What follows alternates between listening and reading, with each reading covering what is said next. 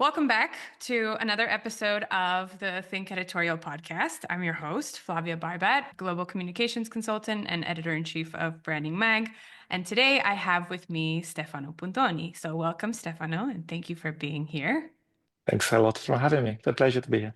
Now, Stefano is a renowned professor of marketing at the Wharton School, which is part of the University of Pennsylvania, for those of you who don't know. And he's also the co-director of the AI at Wharton Center, which promotes research on the role of artificial intelligence in business. So he obviously conducts also a lot of his own research, applying his behavioral science expertise to things like algorithms and automation in order to better understand how they affect our consumption and ultimately our lives.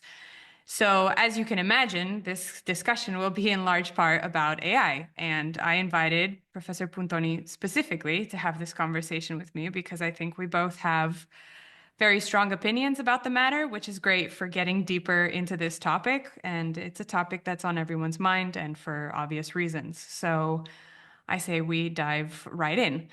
I want to ask you first and foremost, and I don't need to share mine unless you're very curious, but I wanted to ask you, what has your personal experience been with AI?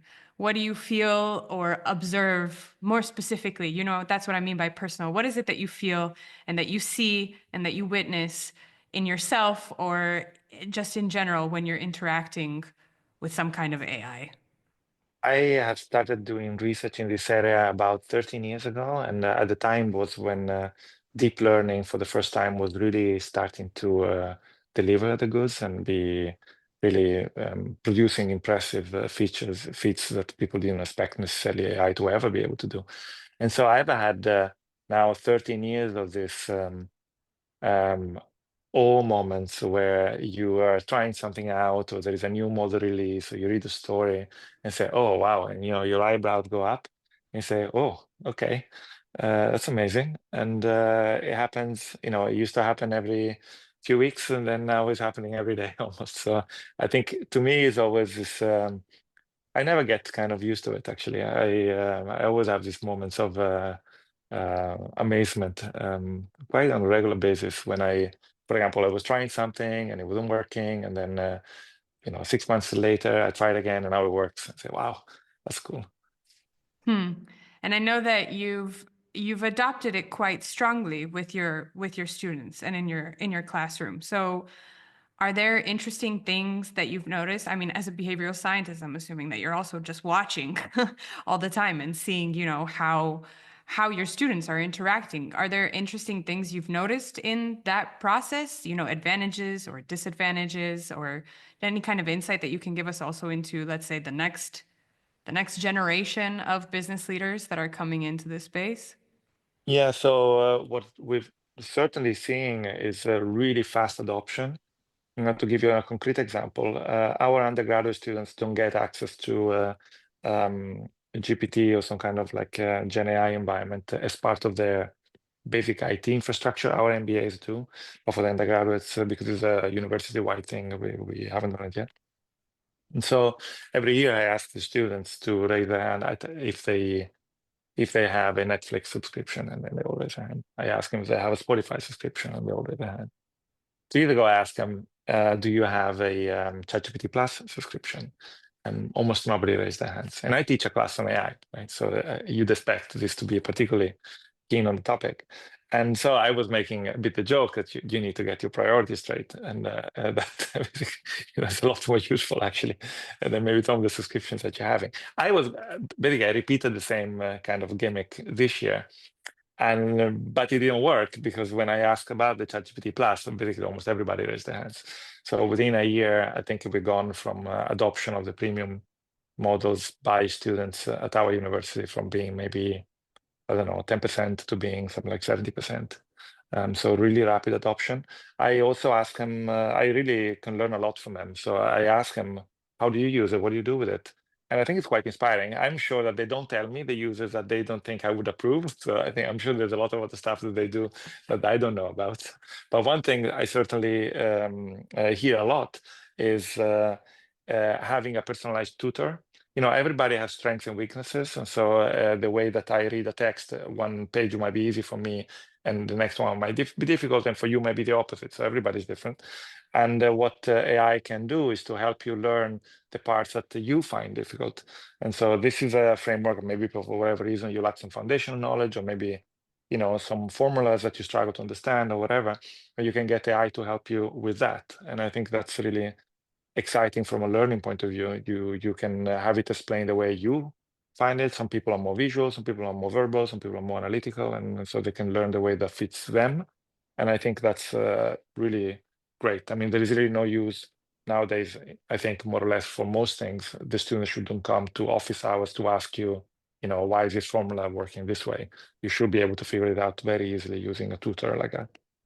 So that's one. The second one is to prepare them for basically performance. So you have them you have students creating basically testers. So they would have a mock exam or quizzes for every session. They would ask them, okay, ask me questions about this chapter or about this deck or slides. And then they use that as a way of knowing if they know, rather than just assuming that they know because they read it 3 times. They actually now can have an easy way of being tested. And it's also more engaging than having to answer some questions at the end of a chapter or whatever. And maybe even more common, they're using it for preparing for interviews or internships or whatever. They would say, okay, I am meeting this recruiter from Amazon next week, and this is a role. Can you ask me to understand what they're likely to look for, what kind of questions they might be asking, how I'm supposed to address certain things? And it's quite proficient at helping with those things. These are some of the users. There are a lot more, actually. Happy to share more if you want. But basically, these seem to be the two main classes, basically, either as a learning tool and as a personal development tool, I would say. Now, the reason why I ask, and I wanted to ask you as a professor specifically, is because let's say I have my teaching moments as well. Being, an editor, obviously you have to guide people in their writing, in their thinking, et cetera, et cetera.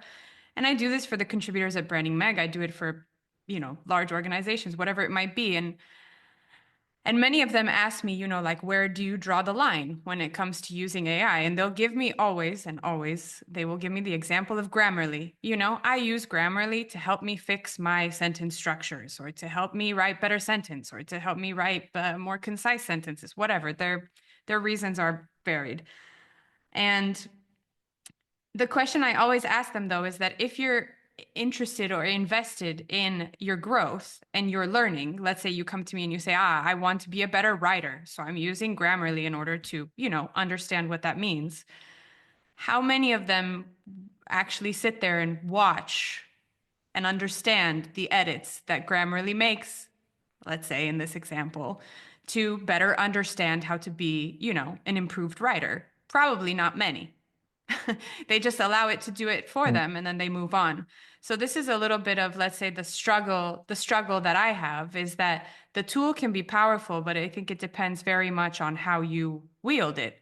And so as a professor that is obviously very invested in the growth of your students, this is why I wanted to ask the questions, because I contend with this challenge, this, duality, let's say, all the time in the specific context of writing and of editing. And I really wanted to understand, how do you go about also showing your students, the disadvantages, or where to not Yeah. depend on it. How people talk about navigation, now you have apps that can take you anywhere, but are you able to arrive somewhere because if somebody took the phone away, would you be able to get there?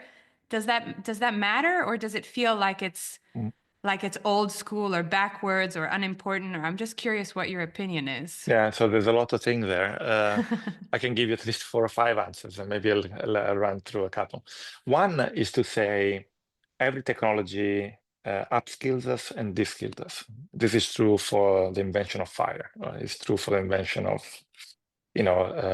any technology really does that. And this one will do that maybe more than most. I don't know that that's necessarily per se an issue, meaning, there's this famous story about Socrates lamenting the invention of writing, because now that we can write, we don't need to commit all the things to memory, and we're going to get stupid because of it. And of course, he was right about the fact that we don't need to commit as much to memory when we can write. On the other hand, writing is really useful for a lot of things. It's very good.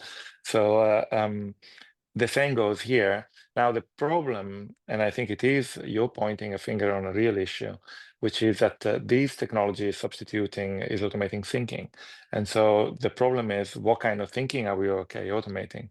And so what I tell my students is to be deliberate about that and not de-skill themselves through Gen AI, mindlessly, but being aware of the skills they're gaining and the skills they're losing and be okay with that trade-off. And there will be skills they're okay losing. I mean, there are lots of skills that I'm sure I'll be totally fine without being competent at performing them.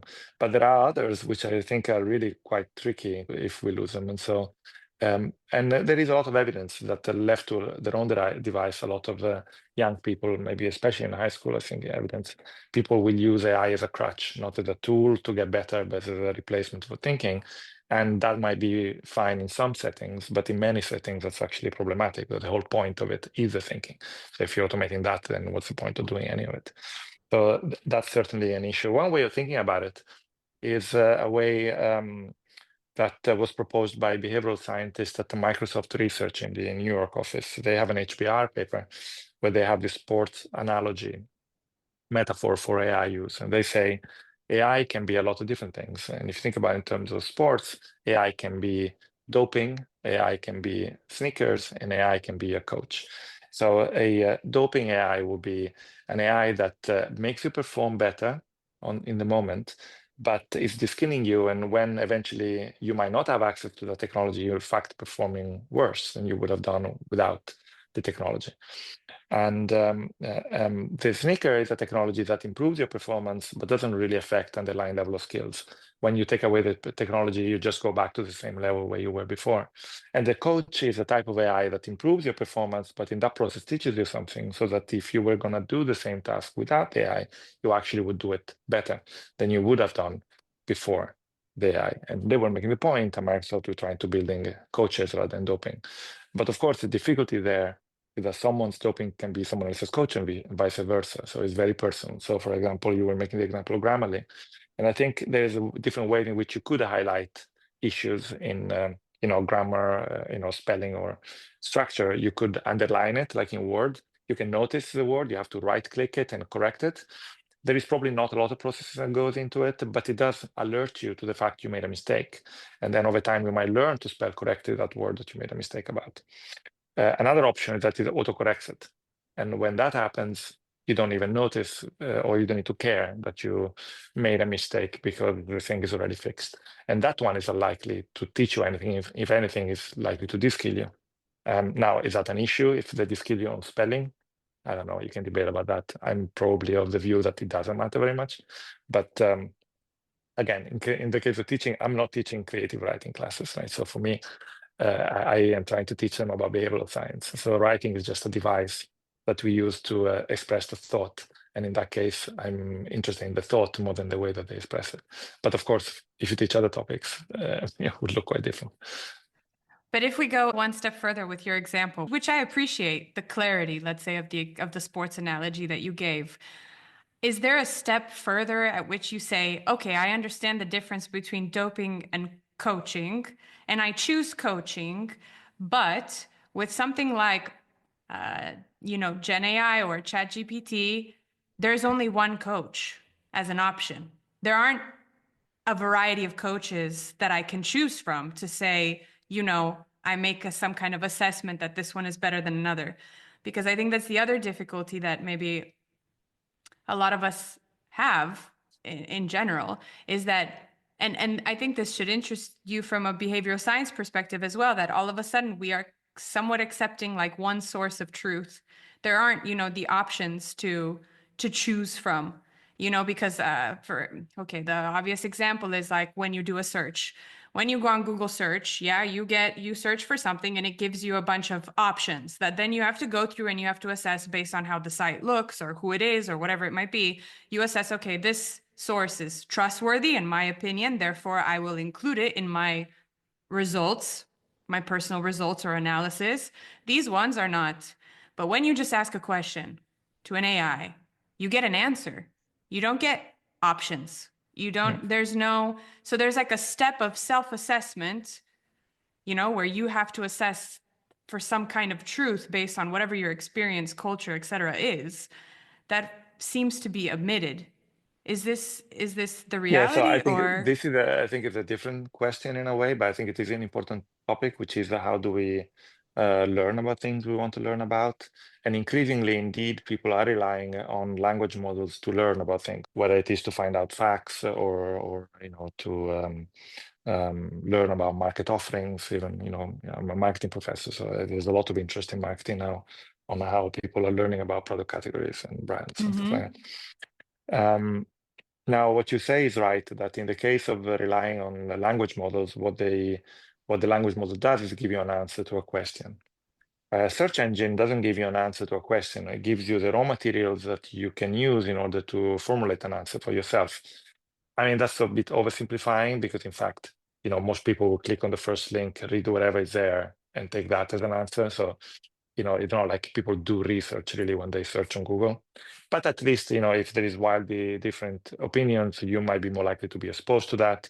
If there are trade-offs in certain arguments, you might be maybe more likely to be exposed to that, although Gen AI might actually produce a balanced output that reflects all these, different voices. So it's not like necessarily, it can be sophisticated. It's not like it gives you things necessarily black and white. But you're right that LLMs inform you directly, and that is why it's useful. Right? So for search mostly I use Perplexity, and it's really quite convenient. You get the sources, so if you want to know more, you can click and check. If you can interrogate, you can say, for example, be very explicit about who is saying this, and it's up to you as a user to be an intelligent user, let's put it this way, but you're right that in the case of Google, you are learning by integrating information being provided, and that integration is both an opportunity for critical thinking, but also an opportunity for encoding and the formation of long-term memory. And so by relying on LLMs, you may have the advantage of convenience. You also might have the advantage of understanding. I mean, I do find it really useful. Not only saves me a lot of time, but it also makes me understand things better because sometimes it's a cacophony and the websites are a mess and there's a lot of pop-ups or whatever. It just, doesn't work that well. And instead, the LLM would do a great job at instructing you on how to fix a thing around the house or how to, think about the next fridge you're going to buy or figure out where you should go on vacation or whatever. It's really great at that. And so I think there's a ton of advantages, but I think there is this disadvantage of potentially limit your exposure to contrasting voices, potentially reducing the amount of cognitive elaboration you're doing over the arguments in a way that is the mirror image of the benefits, let's say. And the third is maybe the fact that you don't encode information as much. So if this is information you like to retain for future use, you may be then less able to do it. And my colleague Shiri Miluma does a working paper showing exactly that. So I think we have also, it's not just a experience that you're having, some kind of, there is actually quite solid empirical evidence that is indeed the case. So then you just mentioned, it's interesting because you just mentioned the behavior that, you don't really go, that means you don't really go to the sites, there are the pop-ups, the things that you just explained, which means that most people are spending their time in this confined space that is, some kind of AI platform at this point. So that means that the way you teach marketing is drastically different as well, no? Because that means that one of the most valuable pieces of digital real estate, let's say, which is a website, all of a sudden is not frequented for the answers that could be related to your products or to your brands Well, or it is frequented, just not by humans. just not by us. Yeah. So Yeah, so by what language models. Yeah. what difference does that make in how you teach some of the core principles of marketing, for example? Yeah, so marketing is going to change dramatically over the next few years. It's already changing, in fact. I mean, obviously, a lot of marketing jobs are somewhat related to content creation of various forms, whether that is interaction like customer service or some kind of communication materials of any kind. That is all basically work that can be facilitated, augmented, and potentially even some of it replaced using Gen AI. But I think there are even more fundamental questions about the way we think about the marketing actions. And so in marketing, typically, we we use customer and consumer as synonyms. And in most situations, you buy something, you consume something. You buy a car, you drive the car. And so that conflation is, there for a reason. However, there are situations where the two roles are split. You may imagine being a parent, buying, food for a child. The consumer is a child, the parent is a customer, sorry. The same goes with the doctor and, the patient. The doctor signs a prescription, the patient takes the medication. B2B settings are like that too, where you have basically a procurement function within a company buying things that other people in the organization would benefit from, whether that is leasing a car fleet or buying computers or whatever. So this is actually the split of roles is important in a lot of context. But now what we are seeing that with the arrival of AI agents, which is just is not quite there yet, but it's is now getting closer and closer. I think it's just a matter of months, and we will then have this split in a much wider set of categories and much wider set of industries. So basically, for most companies, many times the customer will not be a human. The customer will be an AI system. It's already like that. I mean, if you do your business by selling over the Amazon vendors platform, your key customer really is the Amazon algorithm, because unless the product gets recommended, nobody's ever going to buy it. And so it's already happening today also with SEO, when people basically marketing, targeting, optimizing on the Google algorithm for visibility. And so that's already happening. But what is going to happen now is much bigger trend towards that, because the internet that we've built over the last 2 decades is an internet built obviously for humans. It is visual. It is requiring, we use the word navigation, but what you do is that you take this mouse, this graphical user interface, and you use your manual dexterity, basically your motoric function, in order to communicate inputs into a website, drop down menus and clicking and all that. And AI is not very good for AI. Instead, AI doesn't have motoric skills. So that's why these kind of agents are yet not working very well. They take a screenshot, they look at the coordinates of the screen, and then but it's not what we are likely to start seeing in the coming months. Probably, my guess, it will be the emergence of two internets: so internet for human, which is what we have now, and an internet for machines, which is probably going to be very dense text files, like JSON files or TXT files, with all the information that LLMs need in order to support a customer's, a consumer's decision. That could be about the product benefits. It could be about, warranty information. It could be anything that the customer has instructed the agent to care about. And it might be found in this like a massive dump of unstructured data, which a human would found a total nightmare to navigate, but it would be designed explicitly for the purpose of LLMs. That's just one example. There are probably many others that you can think of in which basically channels and decision-making processes are going to be affected by intelligent machines. I think it's exciting in many ways, because there's going to be a lot of interesting opportunities for companies that have superior offerings to be recognized for such. But there are huge questions about, for example, the role of brands. Brands are important for many reasons. One of them is that make us feel good about ourselves and about the way other people think about us. But one important reason is reducing search costs and making our decision making easy. When you go to the store, you buy toothpaste. It's not like you're spending 5 minutes reading all the back of the packages and figuring out which, you just recognize Colgate or whatever, and you just buy whatever you know. And LLMs are not constrained that way. So they might make decisions based on the attributes, the concrete benefits you're seeking, rather than familiarity, convenience, or whatever. So we'll see. It is possible that brands will stay as important as they are today. And I expect that clearly brands are not going to die, because it provides those symbolic and self-expressive benefits. But I do think that in many categories, for important segments of consumers, you'll see a greater focus on functional attributes, and perhaps a risk of commodification too, because if consumers do what they should be expected to do, they'll try to minimize cost. So they'll instruct agents to find them this within this price range is the best value for money you can get. And so then some of those more relational, symbolic kind of brand related benefits might weaken in importance. You mentioned something, now that you said the best, value for your money, it tied to what I was thinking about right as you were speaking when you said commodification. Actually, I was thinking about convergence. Like, are we worried about some kind of convergence into the most common option, more people taking the most common, because I'll give you an example, and this is why I think it relates to thinking, and I'm trying to keep bringing it back, to the behavioral science that I know you love. And an interesting case is, for example, I'm a writer by trade, right? Which means that I was reading all my life. I was writing all my life. That was me. I was always with a book in my hand.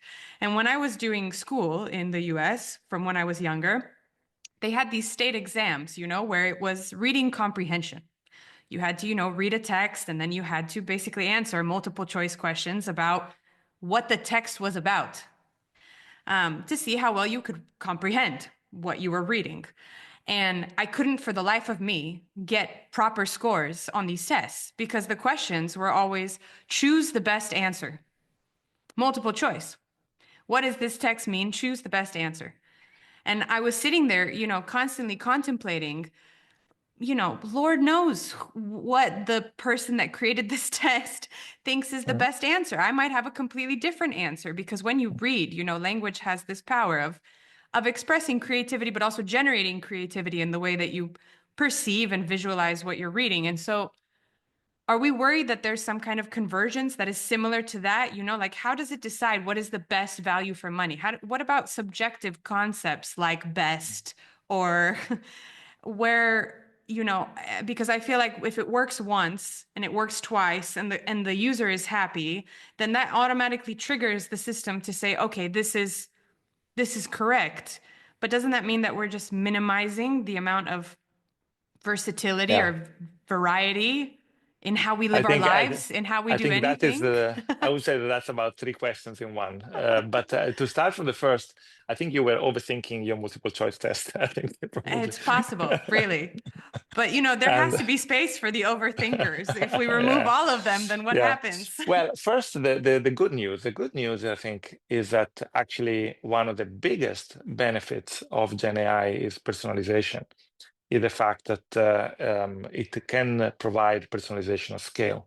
And so, in a way, it's exactly the opposite of the one size fits all.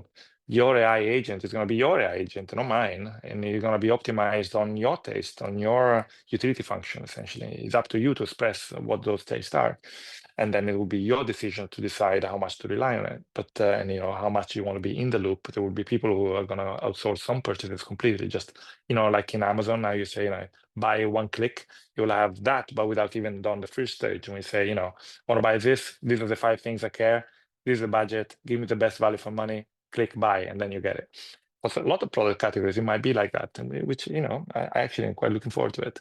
But other categories, you might say, I'm not going to buy a car like that. I mean, I want to test drive it, I want to think about it, I want to talk to people. So give me help and validate my assumption or maybe test them. I've done that. I recently got a car. I got ChatGPT to build tables with the attributes, and these are the models. And then these are the very thing I care about, score them, and then give me some kind of balanced score sheet of which cars seem to be the best fit for what I care about. And then, it didn't surprise me. The things that I had read, I was expecting would be probably there, but, it was useful. And I did consider a couple of options. I didn't end up buying them, but I did consider a couple of options that I would not probably have considered without that. And I think it made my decision-making process better. Um, so actually, personalization is a strength of it. Now, that said, I think what you can expect maybe is that some market will turn into more of a winner-takes-all market. And in the history of the internet is basically littered with example where people said, "Oh, this is great for small producers," or the long tail idea, and then all of a sudden now there is a business for any niche because it's a global niche, and even if it's tiny, there's enough people you can make a business of it. And that is true in some ways, but actually what we have seen is that in many industries, including media consumption, actually the internet has led to greater concentration of consumption, where the blockbusters have gotten even bigger in a way. And so with AI agents, if there are categories where the key buying considerations do not vary all that much between consumer to consumer, you can expect that those brands are able to deliver superior value for whatever reason, maybe because of lower cost, or maybe because of some patents or whatever. They might be able to win even more market share because now the AI agent is more likely to recognize that than maybe the consumers were originally, and then are not married by habits. On the other hand, it also means there's going to be a lot of competition, because if now companies are competing for different segments of consumers who care about different combinations of benefits, there's an even a greater incentive to produce products and services that are really tailored to that utility function type. And so if before you had segmented markets, you can imagine that to the extent that there is any heterogeneity in taste among people, and there is almost always some heterogeneity in taste, then you can expect companies to have an even bigger incentive to tailor market offerings very specifically for that combination of preferences. So it might be actually that more people can find exactly what they need because of this. I think we don't know right now. I suspect we will see many different effects in many different categories, depending on competitive intensity, heterogeneity of taste, competitive dynamics, and things like that. One of the things that what you just said got me thinking is if the AI systems are analyzing everything, let's say, because you said text files, et cetera. So I'm sitting there thinking, okay, text, text, text. And obviously, when it comes to assessing the quality of a brand's products, right? You have, let's say, some kind of product features, fine. You have reviews from people, fine. That, as we know, even about reviews, it may or may not be accurate because sometimes people review a product based on the experience they had with the delivery that has nothing to do with that, and so it's a little bit Yeah, or convoluted sometimes. because they've been paid to write a review. Yeah, or they've been paid, or the opposite, they've been paid to write a review. So you have, let's say, product features, and then you have the marketing language on a brand site that says our product is the best because of X, Y, and Z, and you see them using like the same words that everybody does, and every technology company, let's say, all the IBMs of the world tend to have sites that sound drastically similar to each other. How does it assess? Well, how does it gather the information that it needs to kind of rank what it ultimately provides you in terms of rank? How does it know what is true and what is fluff? It's an interesting question, because in a way you see in many industries that many firms are trying really hard to make it difficult for consumers to compare offerings, because they believe that by doing that they weaken competitive intensity. So if I use different labels for attributes than my competitors, or if I use different metrics, this uses whatever metric and the other one uses a different metric. And now I know there is a relationship between the two, but I need to take an Excel file, a spreadsheet, in order to figure it out. Or because they don't mention certain attributes, or they use horizontally differentiated attributes that are really different.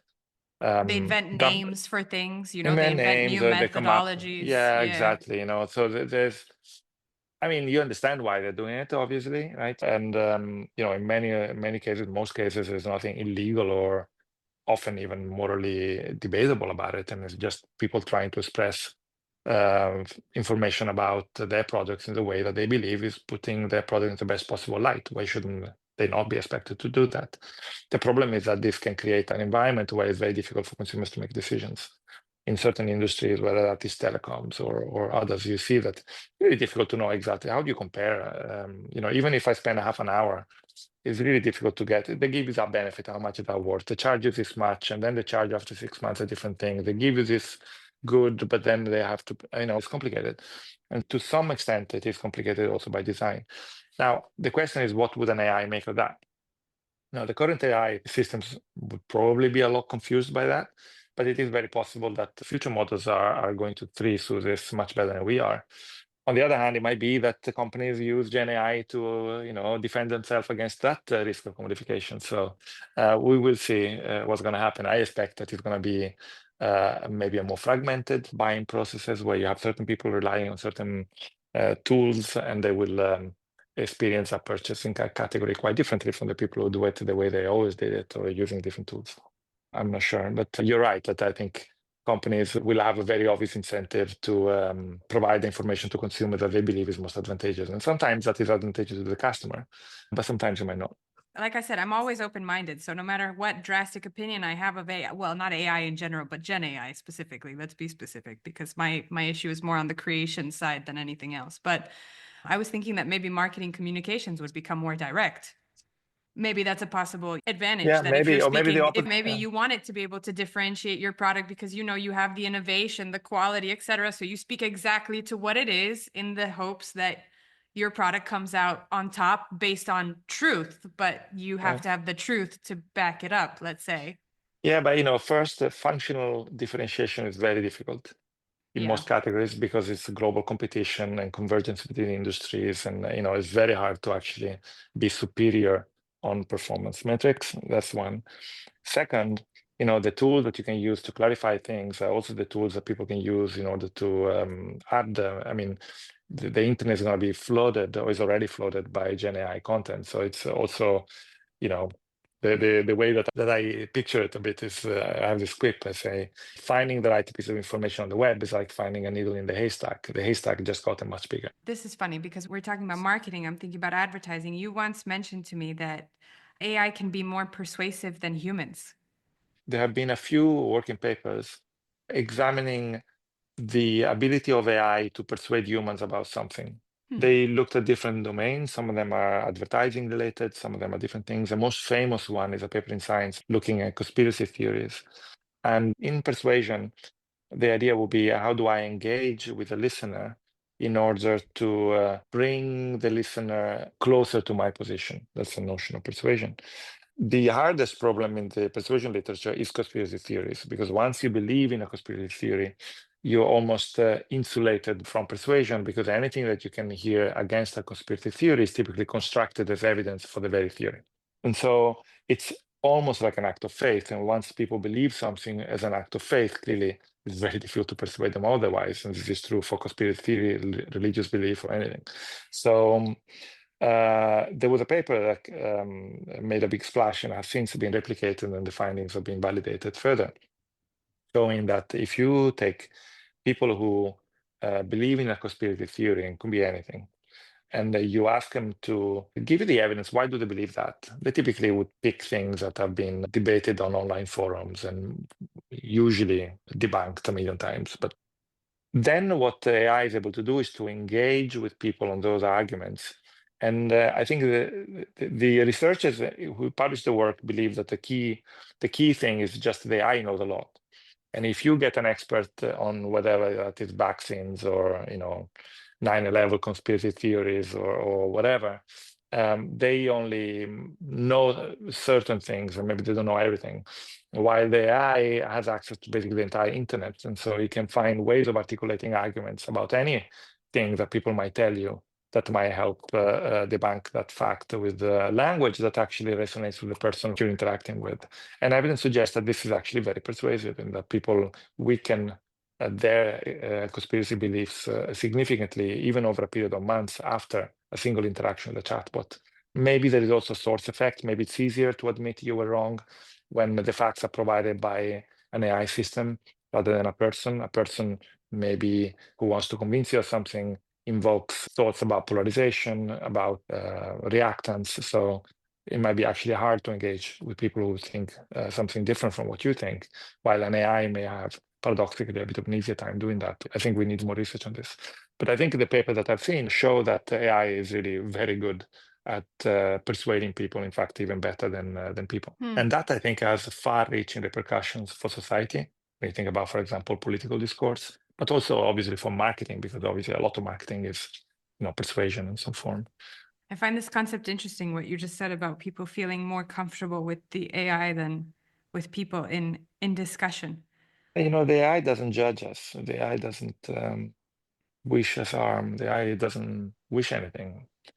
So in some contexts, it's actually less threatening. It's easier. So there is research, for example, showing that if you are going to learn about an embarrassing medical condition, you'd rather talk to an AI system than to a doctor. It feels safer. And I'm not saying it's going to be everywhere. I think there are many situations where we really want to have the empathy of a person, a connection with a person. But there will be a situation where actually Also, socio-emotional processes might be easier when we interact with Gen AI. I don't think it's going to be the majority of them, but I think there are situations where actually AI could help by just not being a person, which is a bit of a strange idea. But I guess I struggle with the concept of thinking a little bit how it's difficult for me to think of social media platforms and their algorithms as just a technology. I always associate that with the business and the people and the values that are behind the creation of that technology or the creation of that algorithm or whatever it might be. We know in this conversation we keep talking about AI like it's singular, but there are drastic differences based on who's building it, no? Or is that just yeah, I was just talking now about the language models, right? yeah, So yeah. if you're thinking about social media and you're thinking about the choices that people make with regard to, what to optimize for. I mean, we built an internet that is essentially monetizing content with attention. So everything that media companies like social media also care about on the web is attention, your eyeballs. And I think that has incredibly corrosive effects on a lot of things, including the well-being of young people and all of us. But that was not, there's no destiny there. It was no destiny that you needed to monetize the internet through attention. It was a choice. And it gave us stuff for free. And so that's why if people ask, do you want to get ads on Facebook or do you want to pay for Facebook? Everybody says I want ads, basically. But there are massive collective consequences to that decision. And it's very unclear to me that it's in the long-term benefits of any of us that these choices were made the way they're made. Now, the thing is, a lot of the people who were working in that space knew exactly well what they were doing.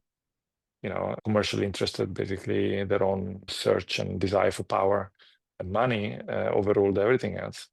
And that's regrettable, I think. But, there's all this discussion about whether TikTok should be banned. I mean, I think there is actually a very strong argument you can make on social security grounds. Imagine, whether this example has been made by others, but imagine if in the 1960s and 70s, the US would have let the USSR own the 5 top newspapers in the US. Never would have happened. Never, never. Now we are letting a company that is likely under scrutiny and not direct control of the Chinese Communist Party to have that massive influence, an influence that we cannot even vet. Because I think with the news headlines, you go and check the New York Times, you know what they're saying. I have no clue what TikTok is showing to you, and you don't know anything about what TikTok is showing to me. So there's for a regulator or a policymaker, it's really navigating blind. So there is that social security issue. But I think to me, the big thing is just like the devastating effect on kids' ability to focus. And, TikTok algorithm never ask you what kind of person you want to be next year. What kind of empathy you want to build, what kind of skill you want to build. Do you want to learn a language? You want to be a better person? How? Never ask you that. Just shows you, cat videos or whatever it is that you can't take your eyes away from. And I think that is really detrimental to everybody, but especially young people who still haven't figured out who they are. And they still haven't developed an arsenal of kit of skills that they can use to achieve things they want to achieve in life.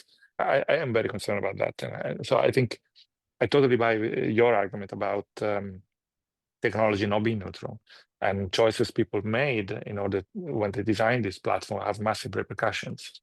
And I wish that people who with maybe either better values or maybe uh, regulators have been more careful, in the way that they enable market actors to operate. Language models obviously have their own risks, but I think that basically social media has been really tricky and has given us a lot of good things and connected us in many ways, but there's also a lot of evidence that made us worse off. And so I think of it as it's social, but it's really, I call it the trans fat of social relationships. It's, not very healthy in many ways to spend 5 hours a day, obsessing over what people are doing on Instagram or TikTok. And I don't think that's make any of us better off. I'm so glad you gave that big description because the reason why I brought up the social media platforms was actually in response to when you said, the the AI doesn't want you harm. And I was sitting there thinking, yeah, but is it possible that also the way the AIs are being built have these risks, these similar risks to how we Yeah. realized that, the way social media was built had these risks, and we saw them at various points in time. Some of us woke up sooner, some of us woke up later, some of us are still, not really awake. But is it possible that, that the AIs are also like this? I question Yeah, who is no, for making sure. who is making them, Yeah, yeah. and No, for no, what you're right. reasons, and how does it decide what to tell me? This is the thing that I'm always concerned about, is Yeah, how do I yeah. know? So in a way, technology always reflects the values and the knowledge of the people who developed the technology. And this is true for AI. So, for example, there is evidence that the say default answers of ChatGPT align most closely with the views of educated cost liberals. For example, that's basically the people who trained and created these algorithms. That is true. Now, I think at least to try to look at it from the positive side, I think that the conversation around policy and societal impact has been a million times more sophisticated and involved for AI than we've seen with social media. People with social media were completely asleep at the wheel, and the regulator, everybody knows that. Okay? They are not letting that happen with the AI. There's been a very rich and engaged discussion in policy circle about AI deployment. On the one hand, you have an incredibly fast developing technology with all the kind of risks that emerge with that in terms of privacy, safety, whatever. But at the same time, you also have an incredible potential of this technology to transform society for the better. And so you also don't want to regulate it to death. And so it's a hard thing to do, in fact. But I think that the conversation has been way better. And some of it is driven by the hysteria around AI risk, right? So all these Terminator-like scenarios. And so in a way, I think there are other things we should worry about. But I think the positive side of that discussion has been to sharpen everybody's attention. So if anything, I don't think we are getting into this domain sleepwalking. That doesn't mean we're going to make the right decisions. That's a different story. But I think we're thinking about it.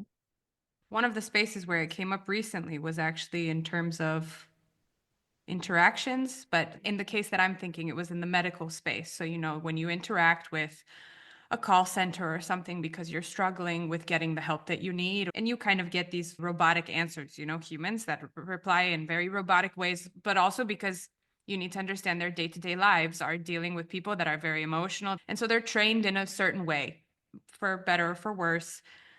And then you posted something actually where you shared an article that said something about chatbots versus humans and whether AI can really ever fully replace dialogue and real dialogue. And I guess I immediately thought of the situation that I just mentioned, trying to think of extreme situations where I find it very difficult to imagine that it could. And so I'm trying to understand a little bit, what is your take? How does this relate to your work? What are some of, let's say, these more recent pieces that you've discovered or your colleagues have discovered that give us some insight into, how human can it be? How real can it be, this dialogue, this interaction, this, I think the technology merge? is getting better very rapidly, and so I think this is a moving target and is moving really fast. The most interesting space here probably has been voice. I don't know if you had a chance to interact with, say, ChatGPT or Gemini using the voice interface. It's outstanding. I heard many people now that they say, when I commute to work in the morning, instead of listening to a podcast or to the radio, I actually just turn on Gemini and just ask it to teach me something fun today, or tell me something happened 100 years ago today, or I heard this thing, I don't know what it is. Can you tell me about it? And just have a conversation and learn and explore the world through that incredible technology. Now, you were making the point about, for example, health situations where people I suspect that might actually be an area where chatbot might be really good. And there is some evidence showing that, for example, patients believe chatbots to be vastly superior to doctors when they receive diagnosis.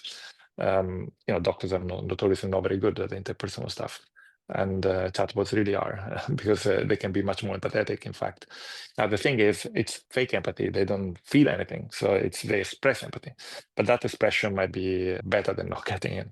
In our research, what we find is that AI has a very powerful effect on our feelings. and that it is already, without it needing to get any better, is already very good, to the point where even we find that just a 15 minutes interaction with a chatbot is significant alleviating feelings of loneliness. That's especially the case among those who feel most lonely. Not clinically, these are not clinical population, they're not depressed people, but among general population who may or may not experience certain feelings of loneliness, we all do, right? We find that chatbots actually are very powerful at making people feel better. And this is not because we trained an AI to address that particular problem, and we coached participants about how to use it to alleviate these feelings. Nothing like that. We just told them, here's a bot, talk to it for 50 minutes doing whatever you want, complete freedom. It's just, naturalistic, like you would do it when you go and use ChatGPT to do something. We find that it works. In fact, it works better than talking to a stranger, or similarly, I'd say, not significantly better, but directionally better. So, clearly talking to a friend, that would be very different. But typically people feel lonely precisely because they can't. And so then what is the second best? I think what's interesting to me, and we don't know the answer to that, what's the long term? Are we going to see substitution? Are we going to see people isolating themselves in this AI community with bots being their friends and no longer feeling the need to go and expose themselves to potential judgment or whatever by negative feedback by real humans? That, I think, is what I'm excited to study in the coming years. It's hard to do, but I think we need answer to those questions.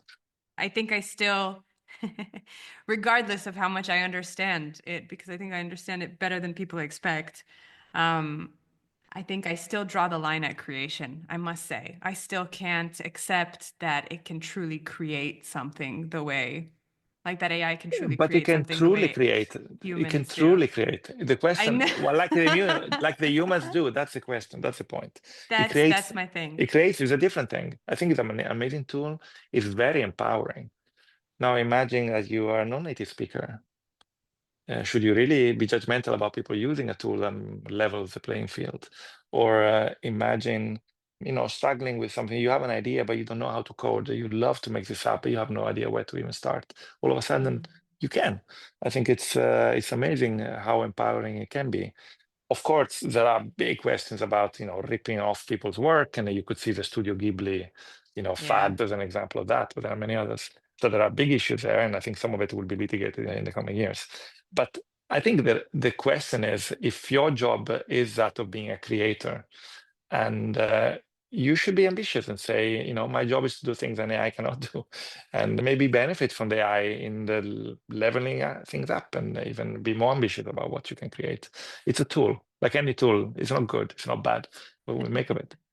This I agree with you. And I appreciate a good non-native speaker. You know why? Because you learn actually a lot about the culture and about the people based on how they But yeah, structure right. sentences completely different Yeah, than the way you do. And it's funny how I had, friends from very different places around the world, and I started speaking in English in their sentence structures in order for them to, so I would speak incorrect English in order for them to better understand me. And that got me to better understand. understand them. I don't know, just these kinds of, nuances. Maybe it's just me, but these kinds of things, they always, I don't know, they give life a little bit But of a that's an different example. flavor. It's a very nice example of how you can leverage human empathy to foster communication by doing something that wouldn't be natural. You wouldn't change your syntax in order to facilitate understanding of the person you're speaking to, even when you know the syntax is wrong. But you would, because you understand people. You have perspective, you have empathy. And I think that's a very nice example of the value of human Human cognition. interaction. Yeah. I mean, one thing that you can think about, we just published a paper in the Harvard Business Review about synthetic data, basically using language models to gain insights about people. And people are concerned about then we're automating these insights. We're not talking to people anymore. Do we understand our customers? And one of the startups that we were talking to say, well, now you're able to access all these simulated people, but they're simulated based on real text, on real expression by real people. So it's not coming out of nowhere. And now all of a sudden you can talk to anyone. And so maybe that is a way of enlarging our circle of empathy and making things in a way more relational, more human. Hmm. Um, You and gather that's more examples of variety all at once, let's say, compared to what you would be able to gather on your if you own. care to be exposed to that variety, if you seek it. So the Yeah. curiosity has to come from you. Correct. Correct. Yeah. It all starts with whoever is using the technology, just like we said. And now we've come full circle. So I have to say it was a real pleasure. I knew this would be a nice conversation. I appreciate your time immensely. And yeah, I just thank you. Thank you for being Yeah. here and Thank you for for having me. everything. Thank you for having me. Yeah.